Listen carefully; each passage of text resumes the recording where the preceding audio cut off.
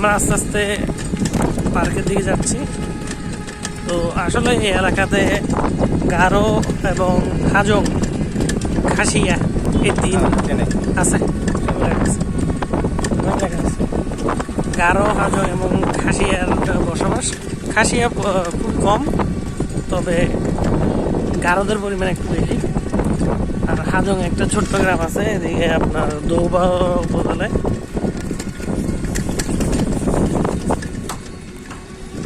তো আমরা রিক্সাতে করে আস্তে আস্তে সীমান্তের কাছে যাচ্ছি, ভারত সীমান্তের এদিকে।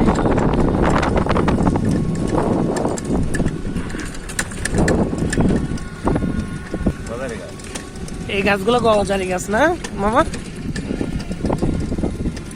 তো আপনারা দেখতেছেন এখানে সাদা সাদা গাছ, এগুলো হচ্ছে গজারি গাছ।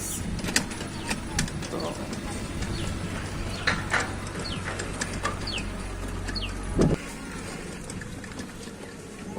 আমরা পার্কের ঠিক কাছাকাছি চলে আসছি। তো আসলে এখানে সীমান্তবর্তী অঞ্চল হওয়াতে রাস্তাগুলো কোথাও মাটি, কোথাও আবার ইটে।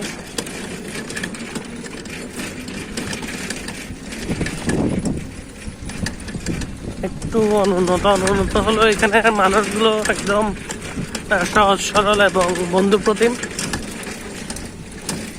আর এখানে গারোরাও প্রচুর আসলে বাঙালিদের সাথে এতটা মিল, যেটা আসলে অন্যান্য উপজাতির সাথে তেমন দেখা যায় না।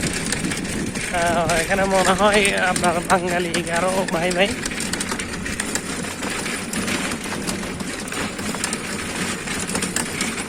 এখান থেকে জুম মানে পাবি না তো। ওই দেখা যাচ্ছে ওইটা ইন্ডিয়া না, পাহাড়গুলো ওই পাশটায় যে লোকাল রাস্তারা যেতে পারে। এখানে আসলে সামনে। আসসালামু আলাইকুম। আমরা আসলে একদম ভারত সীমান্তবর্তী, আপনাদেরকে একটু জুম করে দেখাই। ওইটা হচ্ছে ভারত, আসলে ওদিকে যাওয়া যাবে না।